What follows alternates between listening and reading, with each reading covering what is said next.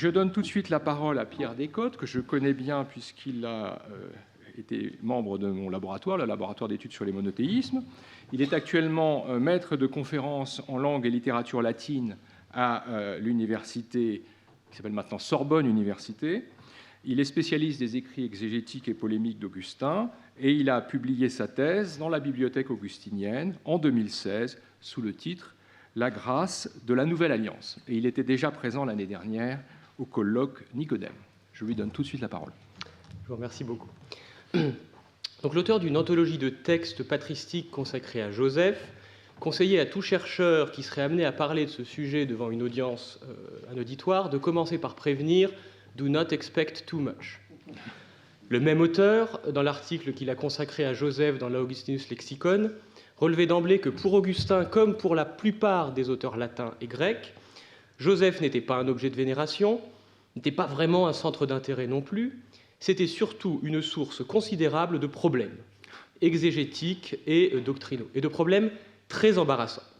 Qu'il s'agisse de la question de la double généalogie dont on a parlé ce matin, des frères et des sœurs de Jésus qui ont été évoqués également ce matin, de la nature du mariage qui l'unit à Marie, ou enfin, évidemment, peut-être le problème le plus ennuyeux, de la réalité de sa paternité. Alors, je vais quand même essayer de trouver quelques points dignes d'intérêt sur la manière dont Augustin traite Joseph, mais je préfère prévenir tout de suite.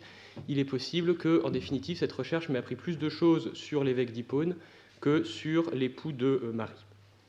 Alors, on trouve un exemple, une illustration particulièrement frappante de cette accumulation de difficultés très gênantes dans le seul sermon augustinien intégralement consacré à Joseph, qui est le sermon 51.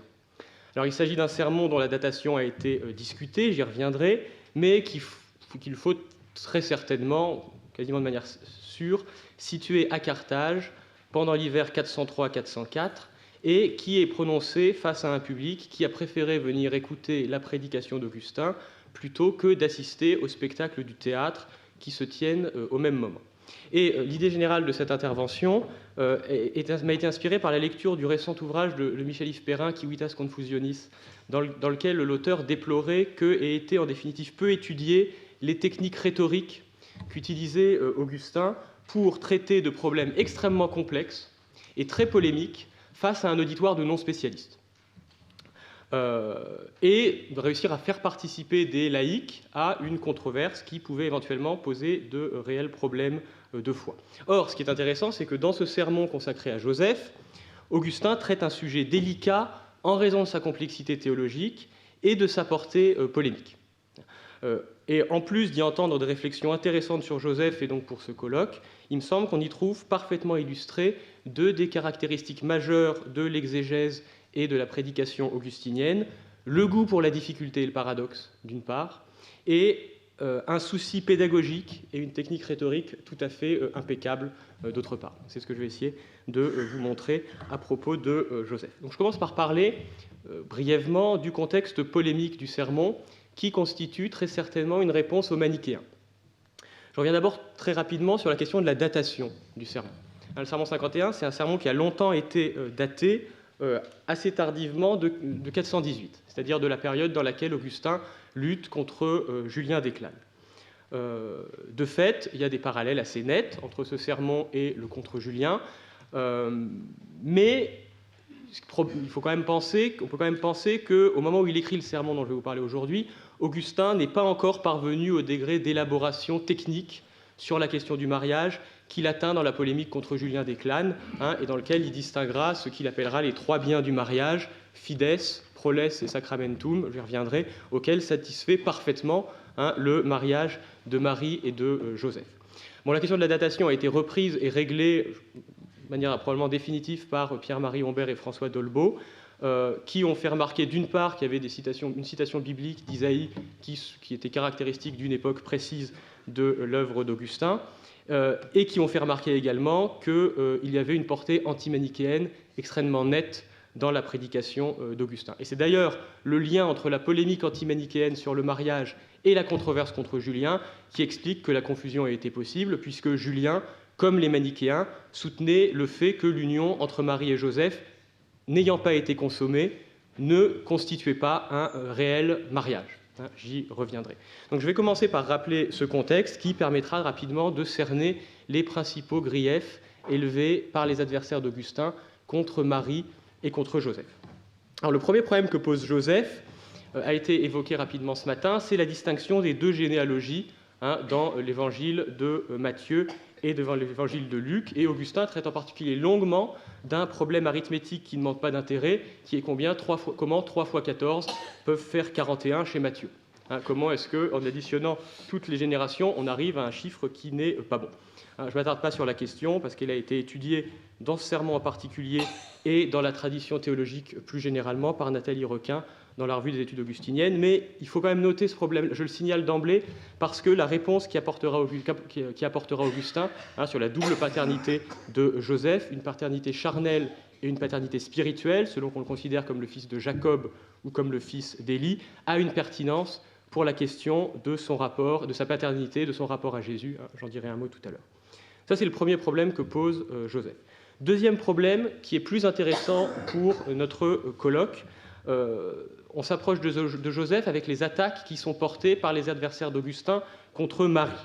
Au paragraphe 3 et 4 du sermon, de toute manière, Marie est une cible privilégiée des manichéens.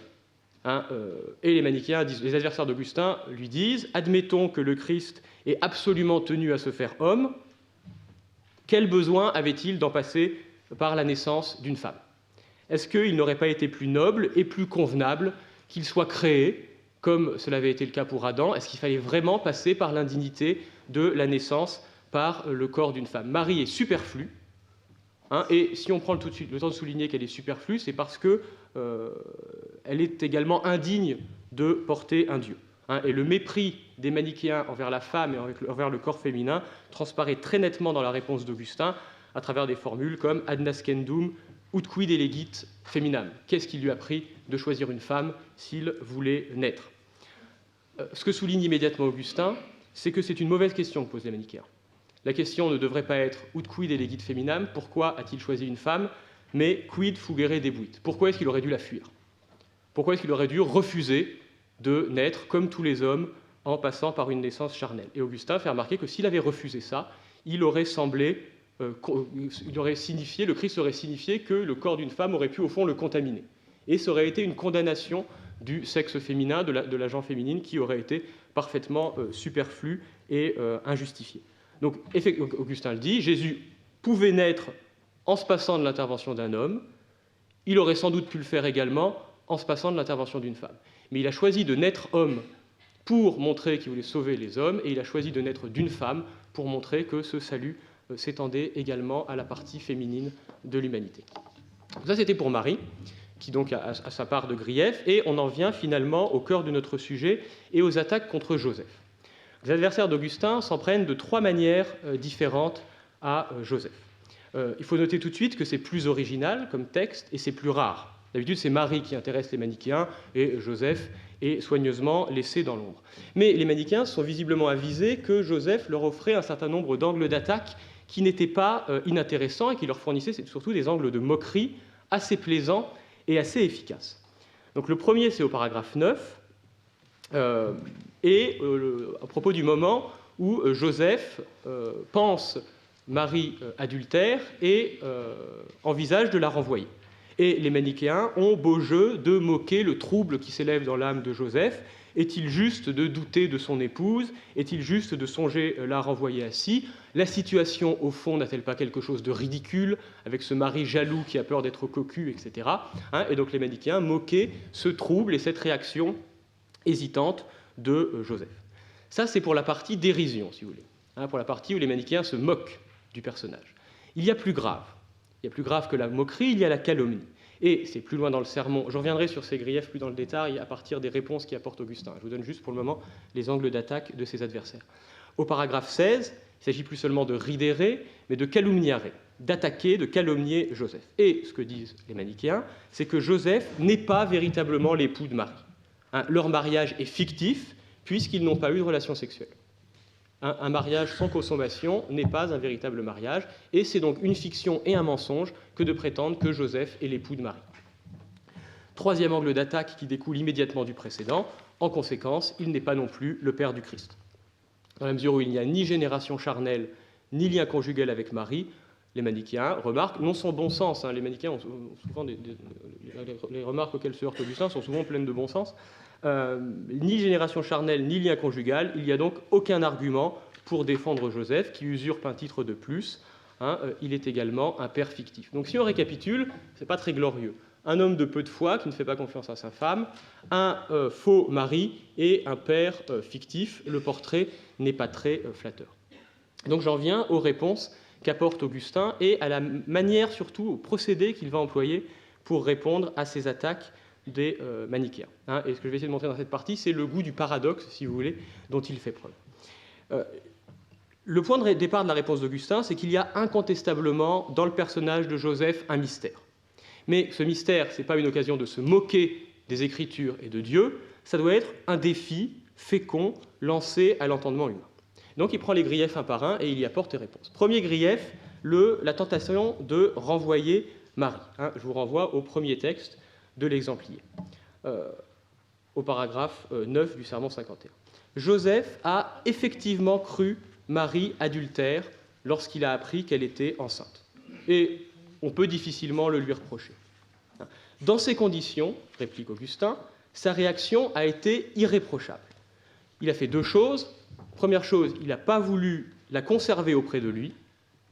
Et ça, selon Augustin, ce n'est pas la marque d'un manque de foi, c'est la marque au contraire de sa justice, car c'est la conserver auprès de lui alors qu'il la savait adultère, alors qu'il la pensait adultère, qui aurait été une erreur. Plus qu'une erreur, une faute. Et c'est alors qu'apparaît dans le sermon pour la première fois le thème de la concupiscence charnelle, de la convoitise charnelle, de la concupiscentia carnis.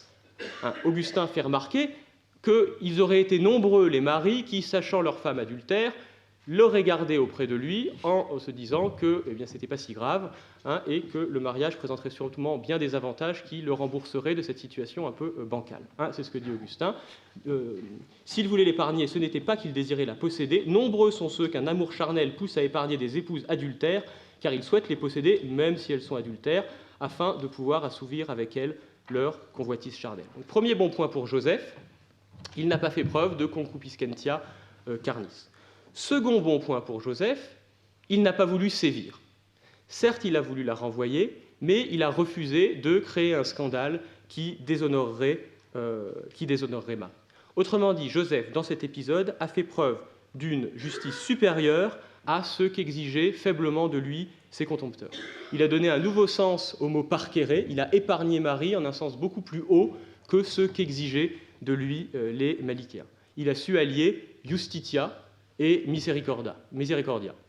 Justice en refusant qu'un péché ne soit pas puni, miséricorde en refusant de causer un scandale qui aurait déshonoré Marie. Justice et miséricorde, d'ordinaire, c'est un couple de termes qui s'applique au jugement de Dieu. Donc, Joseph s'est montré juste en voulant renvoyer Marie. Et Joseph sort grandi de l'épisode, il n'a été ni saeus, ni libidinosus, ni cruel, ni concupiscent. Et Augustin rajoute, non sans ingéniosité, que cet épisode n'est pas un accident, il est nécessaire. Parce que si Joseph n'avait pas fait preuve de trouble, n'avait pas hésité, eh bien il serait passé pour un imbécile. Et la confiance qu'il a eue ensuite envers Marie aurait été de beaucoup moins de poids.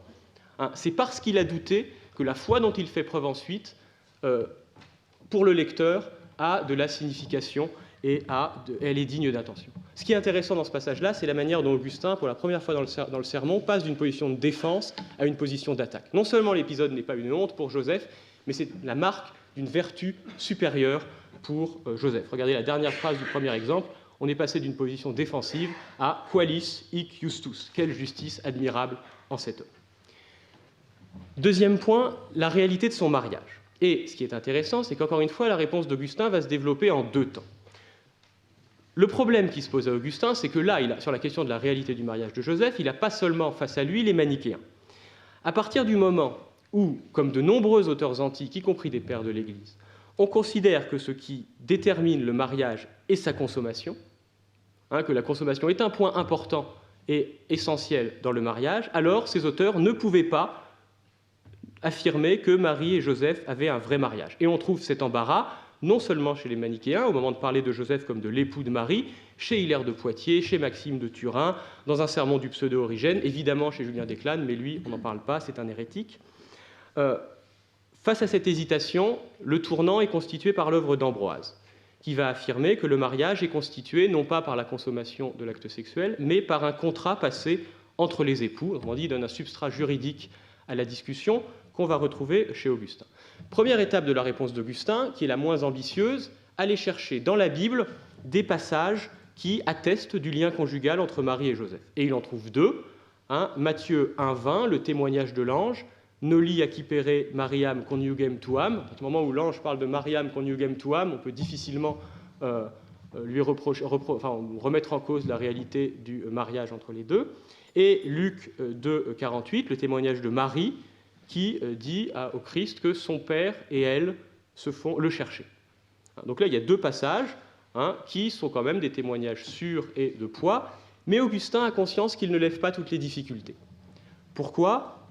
Parce que Matthieu 1,20, certes, dit que Marie est l'épouse de Joseph, mais enfin, le passage, remarque Augustin, implique également que le Christ n'est pas de la semence de Joseph et n'est pas son fils, n'est pas né, comme dit Augustin, ex complexu eius et concubitu.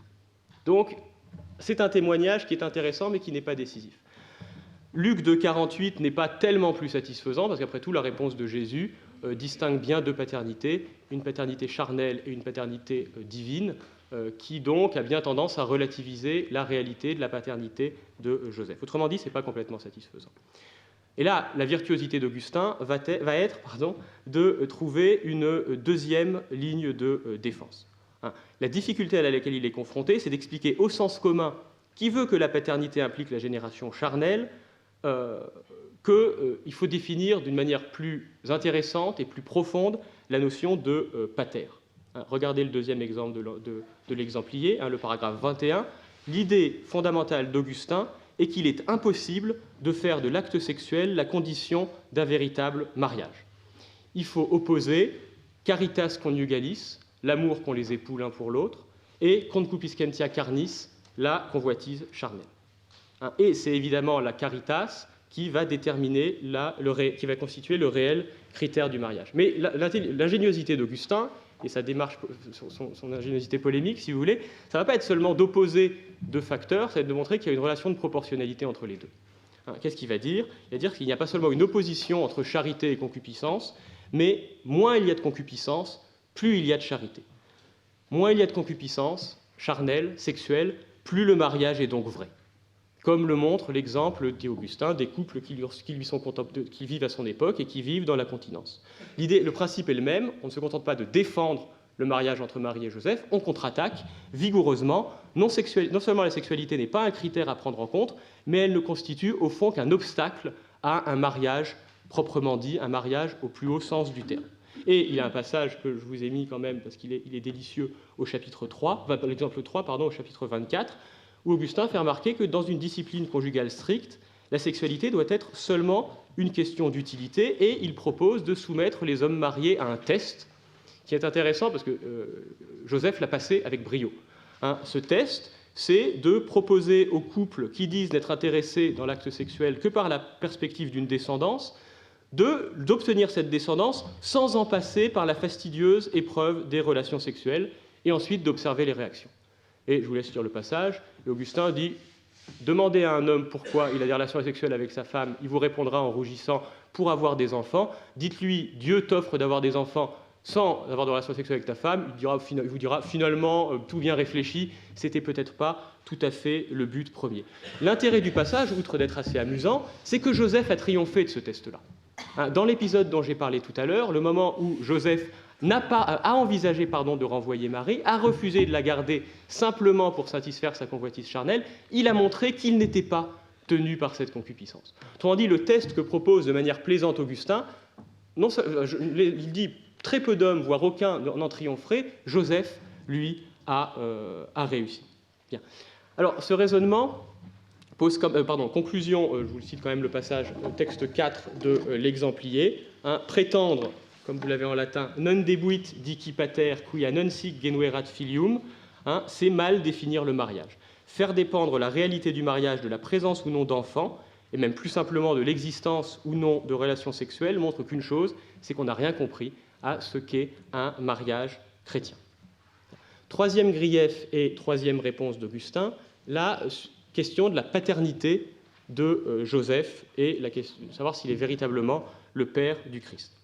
Donc la question de la paternité de Joseph, elle a, comme celle de son statut conjugal, posé problème à une grande partie des auteurs patristiques qui ont hésité à le désigner comme l'authentique père de Jésus. Je ne donne pas d'exemple, mais un des textes qui pose ce problème, c'est celui dont on a parlé ce matin, dans lequel le terme nutricius est utilisé. Pourquoi est-ce qu'on parle de père de Jésus? Parce qu'il l'a nourri, ce qui n'implique pas, malgré tout, il ne remplit pas toutes les conditions pour parler véritablement de paternité. Donc les auteurs patristiques sont embarrassés. Augustin, lui, va choisir non seulement de ne pas être embarrassé, mais de dire non seulement que Joseph est le vrai père du Christ, mais qu'il est le père plus qu'aucun homme qu'on connaisse. C'est la paternité par excellence.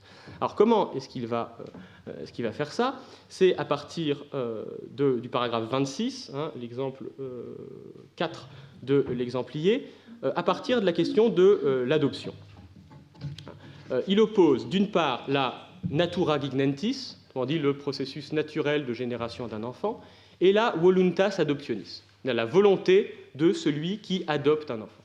Et Augustin conclut qu'il est meilleur d'accomplir spirituellement ce que l'on n'accomplit pas charnellement, y compris dans le domaine de la paternité. C'est-à-dire que la génération charnelle est une contingence matérielle. En revanche, la décision d'un homme d'adopter un enfant, de choisir un enfant et d'en tenir le rôle de père est quelque chose qui spirituellement est supérieur. Conclusion d'Augustin, ita ergo, ainsi donc, non solum debuit esse pater Joseph, Joseph n'a pas dû seulement être père, c'est maxime debuit, mais il a dû l'être au plus haut point. Le terme important, c'est évidemment le superlatif maximé. Au fond, ce que dit Augustin, c'est que précisément parce qu'il n'est pas le père de Jésus par la génération charnelle, il l'est au plus haut point. Alors on peut soit trouver ça génial, soit trouver qu'Augustin ne manque pas d'un certain culot, si vous voulez. Se rendant bien compte qu'une simple position défensive face aux manichéens n'est pas complètement satisfaisante, il décide de ne pas défendre que Joseph est père, mais qu'il est père plus que tout autre homme. Plus on s'affranchit de la génération charnelle, plus le mariage est réel, plus la paternité est vraie. Joseph a connu une paternité plus heureuse parce qu'elle n'a pas eu à s'infliger la nécessité de la sexualité. Dans ces conditions, c'est le modèle de l'adoption, nécessairement, qui doit intéresser Augustin, parce qu'il permet, au fond, à un enfant d'avoir deux pères, un père biologique et un père spirituel. Qui est intéressant, parce que ça permet d'abord de résoudre le problème de la cohérence de la double filiation de Joseph lui-même, ce qu'Augustin fait dans le Sermon au paragraphe 27 à 29, et d'inscrire dans l'esprit du lecteur cette notion d'adoption, sans jamais dire directement dans le texte que Joseph est père adoptif de Jésus. Il prend bien soin de ne pas le dire, j'y reviendrai dans 2 minutes, il prend bien soin de ne pas le dire, mais au fond, ce qui s'imprime dans l'esprit du lecteur, c'est cette notion d'adoption, dont Augustin dit que ça a été le cas pour Joseph, qui a lui-même été adopté. Il souligne que cette adoption existe dans l'Ancien Testament, qu'elle ne pose pas de problème, etc. etc. Alors, je voudrais venir, dans une dernière minute de mon intervention, revenir sur un point qui me paraît intéressant. Donc on a affaire à une véritable promotion de Joseph, qui est mis sur le même plan que Marie. Je vous ai regardé le texte 6. Sicut illa sine carnali concupiscentia mater, sic ille sine carnali commictione pater, sicut caste maritus, sic caste pater est. Autrement dit, autant la chasteté de Marie est équivalente à la chasteté de Joseph, sa paternité vaut autant que la maternité de Marie, etc. Il est promu au même niveau que la Vierge comme père du Christ. Bien. Là, il y a là, encore une fois, un goût du paradoxe tout à fait exceptionnel. La première ligne de défense qui consistait à justifier simplement l'emploi du terme « père » à partir des Écritures ne lui a pas suffi. Donc il a entrepris de redéfinir complètement la notion de paternité pour faire de Joseph le père par excellence. Bien. Alors, ça pose quand même une difficulté, un problème dans ce sermon.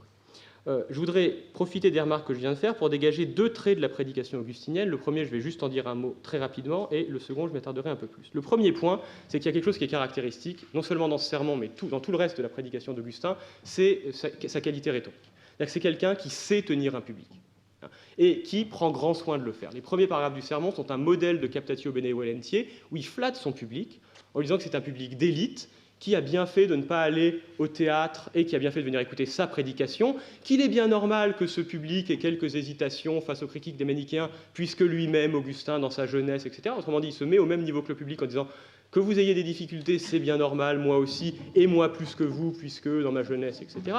Donc il consacre une certaine énergie à flatter son public. Tout au long du sermon, il accorde une extrême attention à maintenir cette attention. Il crée des dialogues fictifs, il donne la parole dans le sermon à Joseph. Il y a une courte prosopopée de Joseph qui prend sa propre défense, fait parler Dieu, il crée des dialogues fictifs entre ses adversaires et lui-même. Autrement dit, on a un modèle d'ouvrage rhétorique et de manière dont un bon orateur tient son public. Bon.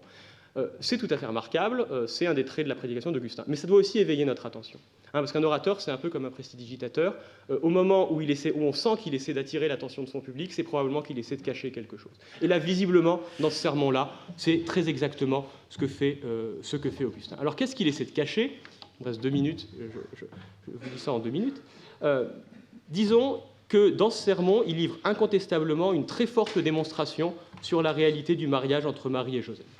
La réflexion sur la concupiscence, le primat de la charité, qui va aboutir à la théorisation de sa réflexion contre Julien d'Eclade, tout cela est extrêmement frappant et extrêmement convaincant. En revanche, là où le sermon pêche, c'est dans le raisonnement qui peut paraître un peu moins solide sur la question de la paternité, qu'il a tendance, au fond, à ramener à la question de l'autorité paternelle.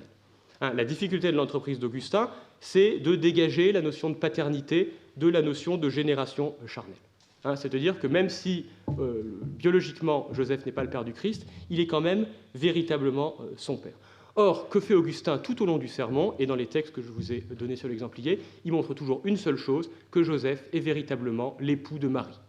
Et une fois qu'il a montré ça, il glisse directement à la suite de la phrase, comme s'il l'avait démontré, en disant, puisqu'il est l'époux de Marie, eh bien écoutez, il est le père du Christ. Or, je ne dis pas qu'il y a quand même un saut logique à ce moment-là. Quand vous regardez le passage où c'est le plus frappant, c'est au paragraphe 21, donc l'extrait, ça doit être l'extrait, je ne l'ai peut-être pas mis, je vais vous le lire à ce moment-là. Si ça doit être sur la première page probablement. Oui, l'extrait 2. Pour ne s'être pas uni à la mère du Seigneur, Joseph n'en demeure pas moins son père. Est-ce la convoitise, n'est-ce pas plutôt l'amour conjugal qui constitue l'épouse? Non itaque propterea non sit pater Joseph, quia cum matre dominion cum convuit, quasi uxorem libido faciat et non caritas conjugalis. Dans cette phrase, Augustin ne montre qu'une seule chose, tout le développement précédent n'a montré qu'une chose, c'est que le mariage entre Joseph et Marie est valide. En revanche, à aucun moment, il a montré que le Christ était le fils de Joseph. On a exactement la même chose au paragraphe 26, dans le texte que je vous ai cité également.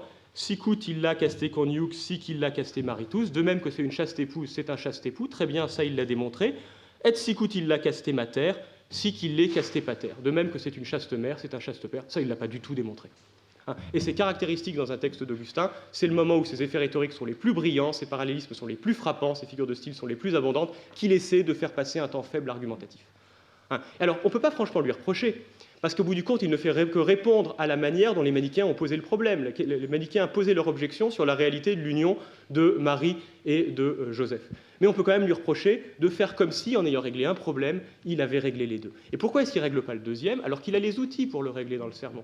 À partir du moment où il a fait intervenir la notion d'adoption, où il explique qu'il y avait une paternité spirituelle qui était au fond supérieure à une paternité charnelle, il suffirait de dire ce que tout le sermon fait attendre, que Joseph est au fond comme un père adoptif du Christ. Mais il refuse absolument de le dire pour des raisons évidentes, c'est qu'à ce moment-là, il ouvrirait la porte à des torrents de contestation sur une paternité fictive, une paternité trop humaine, une paternité qui n'est pas réelle, etc. Donc il se contente d'allusions, de comparaisons, d'évocations de l'adoption, sans jamais dire directement ce qu'on attend, page après page, qu'au fond, le modèle qui l'intéresse, c'est le modèle de l'adoption. Je conclus. C'est pour ça que je vous disais qu'on apprend au fond, sans doute, autant sur Augustin, commentateur, que sur Joseph, objet de commentaire. Ce qu'on apprend dans ce sermon, c'est qu'une difficulté pour Augustin, elle n'est pas faite pour être levée, elle n'est pas faite pour être réglée rapidement, qu'un rhéteur n'a rien à gagner à rester sur la défensive, que le mystère et l'adversaire qui pose des objections sont fort utiles pour donner une impulsion à la pensée, et que Joseph, dans ce cadre, est le sujet idéal pour qu'Augustin exprime son goût pour le paradoxe et la contre-attaque. Encore une fois, la meilleure défense aux échecs, comme en théologie, ça reste la contre-attaque. Non seulement Joseph est l'époux de Marie, mais il est l'époux par excellence. Non seulement il est le père de Jésus, mais il l'est maximé. Il y a quand même là une forme de génie à transformer ce qui pourrait être un point faible de l'argumentation en une pointe rhétorique. Je vous remercie. Merci beaucoup.